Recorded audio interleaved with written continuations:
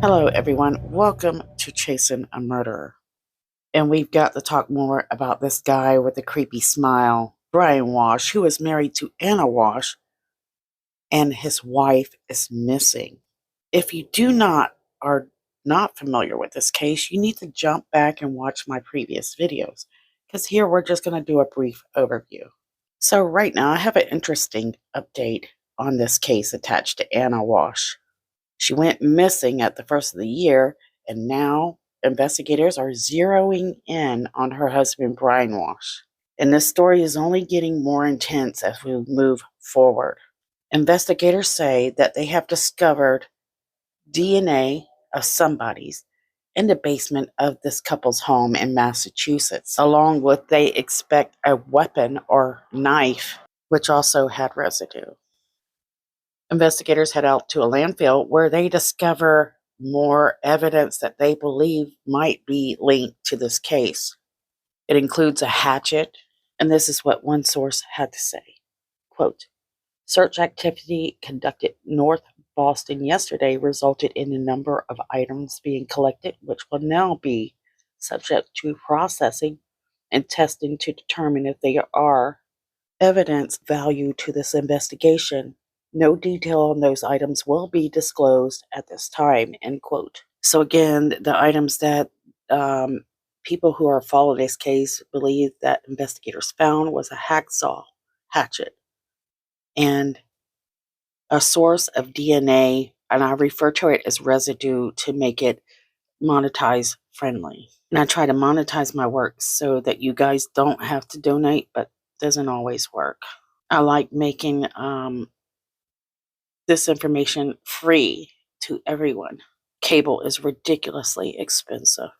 So we're learning that investigators are pretty certain that these items that they're finding are most likely tied to this case, and they end up finding even used cleaning products. And they are searching now 2 facilities that we know of, continuing to hunt for answers about this missing woman. So they were searching West Wareham, which I believe was yesterday. New information said that they have now found a rug. So investigators say that, the latest dump site that they checked is about an hour south of Ana and Brian Walshe's home in Cosset.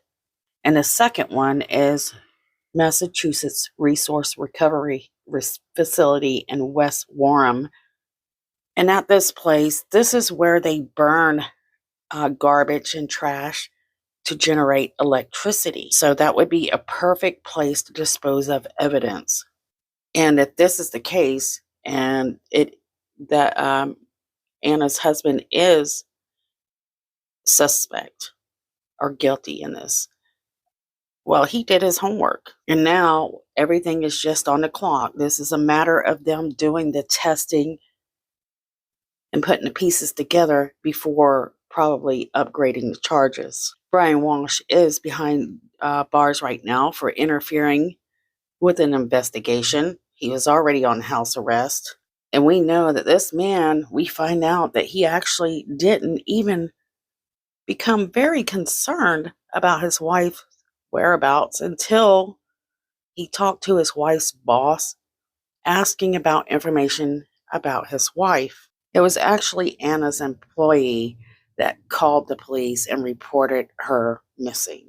So this is very, very interesting that the employee wouldn't, feel that they were able to do this. When Brian was arrested, he had this horrible, horrible, creepy smile, which didn't match the situation. So here it is. His wife is missing. He's very concerned.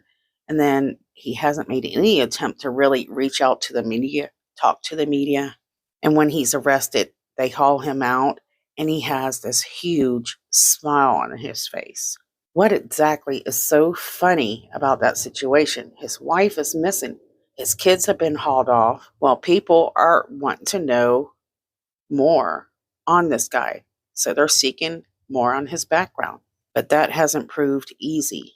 What we know right now, and a lot of articles, a few reporters who are able to dig a little bit, I've been digging and it's been difficult. And so we know he's on house arrest and stays at his house most days. As for his wife, Anna, well, she just scored a new job and it's working in Washington, D.C. Since she and her family lives in Massachusetts, this will have to demand her time and she will have to travel. I found where his wife, Anna, actually posted a link on her LinkedIn pushing for an event that her husband was speaking. And he was actually speaking on financial advice. Most things that Brian Walshe is linked to as far as career-wise has since disappeared. Now we know that Anna bought a townhome in the DC area to ease her travel woes.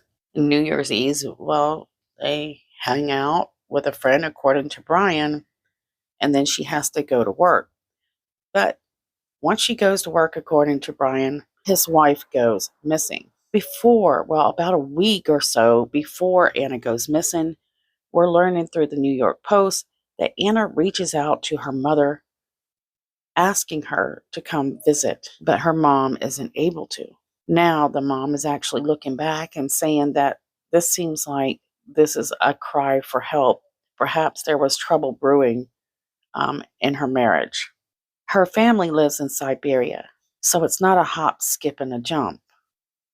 Actually, the mother says that she said, quote, she just said, please, mama, come tomorrow, end quote. So they're saying that there was a phrase said that suggested that there were more problems, and they translated it from another language to English that suggests that clearly there must have been problems. So we know that Anna had made prior arrangements with a friend to meet her at her townhouse on January 5th after canceling the original date. This is interesting when they say that her mother, 69, spoke to Fox News outside of her apartment in Siberia. She said that her daughter sent her a text December 25th, the same day that she was texting her friend requesting that her mother travel to see her in Washington, D.C. the next day. It appeared that Anna had something on her mind that she wanted to share with her closer friend and her mother. Her mom says that her daughter texts back that evening urging her to come, but she wrote her daughter saying, I can't get myself together in one day. I am 69 years old. I have to get my medications and thousands of other things. She suggested coming the following day. And sadly, for this mother, she's dealing with guilt, as we all could imagine. She said, quote, and now I can't forgive myself for not just letting things fall where they may and just go. And whatever happens to me, happens. End quote. Mom, you can't blame yourself because you just didn't know. Reporters asked Anna's mom if there is a reasoning behind the urgency. She said no. Guys, I'm kind of reading over articles right now and putting this together for you quickly. And like I thought, it says right here that Anna suggested to her mother to visit her on January 5th or 6th. So there you go. Anna had planned a visit with her friend and her mother. So perhaps there was something going on. She was urgently trying to get up with people that she could depend on. But then again, she says her daughter says you don't have to come. She then said, well, that's what she says, quote, you don't have to come in January. Brian and I are making plans February, end quote. The mom says that she misses a phone call from Anna around midnight on December 31st. So that one right there, I mean, that's right before whatever happened to her happened. Anna also called her elder sister, who was also asleep. There were several people that Anna reached out to that did answer, and now they are regretting it. And if you're watching this video, guys, you can't do that to yourself. Anna seemed to have a lot going on around this time in her life. She had actually become a real estate executive, but her departure was for January 3rd, but her husband's telling us, or telling the investigators, that she left right after the new year rang in. No time to prepare, just suddenly. It was for emergency at work. This doesn't make sense. And while investigators get on this case after their boss calls concerned about their employee, Brian is lying to police about his own whereabouts. Prosecutors suggesting that that gives him time to clean up whatever mess he's trying to clean up. To be honest, the prosecutors sound pretty certain that Brian was going to be their main suspect and that something horrible happened to Ana. And it's just a matter of them putting everything together and then bringing the correct charges. He was caught spending $450 about buying cleaning supplies, mops, buckets, tape. He searched the internet on how to dismember a body, for God's sake. When he was in the Home Depot, he was wearing a surgical mask and surgical gloves. And what has concerned me is the fact that this knife that they found in the basement of their home with residue on it, well, they're saying that that knife was damaged. This scares me to death. It suggests that possibly somebody went into a erratic, crazy rage. To put a hurting on a knife is not easy. Guys, I'm going to close out for now. This is going to be part 1 of that creepy smile. There's some information I did find on Brian that I want to share with you in the second video. We know that you have the woman who is breadwinner. That's not unusual for these times, but it's unusual when they're living the lifestyle that they are and he's mingling with the people that he does. We know his background, and he's a scammer. He's a thief. And it doesn't matter if he cares about these people or don't care about these people, or if they're close to him or not. The main concern for him is himself.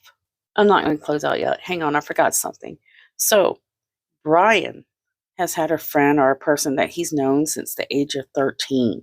He's saying that Brian's father told him that the son had been a long-term patient at Austin Riggs Psychiatric Center in Stockbridge, which is in Massachusetts. And this will make sense if it's true.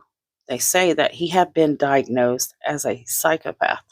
And this also tells you that his relationship to his wife most likely had some selfish motive to it. The man just seems incapable of having loyal bonds. And what he did to his family, well, it's just insane. If true, of course, let's say if it's true. We hear him mention that his mother lives near there. We don't hear much more about his family until recently. And so a lot of people are wondering if Ana knew the background of this guy. Well, she had to. He was wearing an ankle bracelet. He was going to court. Now, 2 close friends, according to the New York Post, of, excuse me, guys, Brian's father, alleged that in court documents, Brian was estranged from most of his family because he had stolen millions of dollars from his father. They claim that, and I'm pretty sure that it's true now, Brian had tried to manipulate his elderly father after a stroke to get even more money from him. The guy's name is Jeffrey. He says that he is the father's friend for more than 35 years. He has known Brian since he was 13 years old.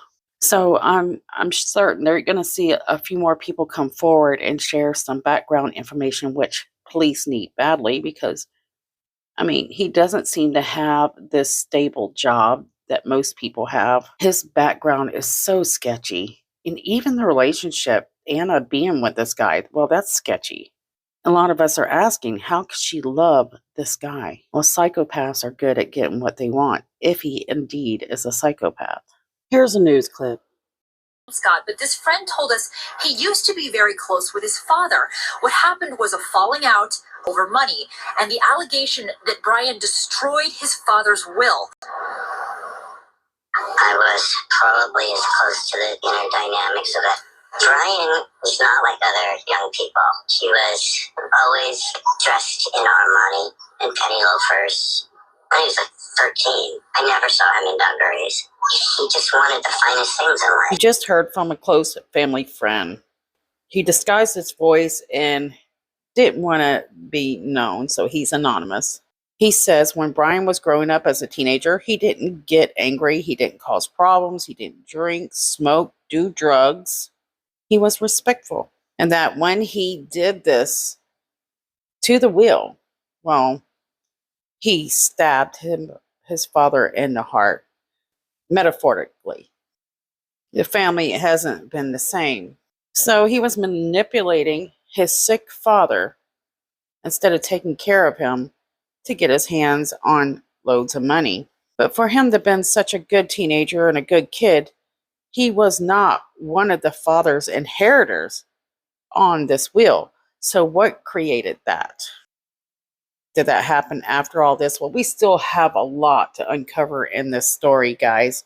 And you're going to see more and more coming from reporters where they're investigating his background because there's just not much out there. I'm going to go ahead and close for now. This is probably it's so sad. And I think I've been saying her name correctly wrong, which you guys are used to with me and name. Her name is pronounced Anna, not Anna. And it's so incredibly sad. So much of her time and work went into supporting her family. And now it seems there's a possibility that is all gone. And her kids, oh, my heart just melt for the children. So, Anna was probably getting tired of this deadbeat dad and husband who was, this had to have been a problem having this ankle bracelet for years. Probation, can't go anywhere, can't do anything. And so, anyways, I send my love out to the family and the victims of this. It's horrible. Anyways, guys, there's people, their stories are still, well, they have no justice. You have people like Dulce, Summer Wells, Jasmine Robinson. Share their stories. Help these families find justice. And if you like the work that I do, please show it by hitting the like button or subscribe. You can also donate to Chasing a Murderer Patreon. Thank you to everyone who has been so loyal and supporting this channel. Love you. See you soon.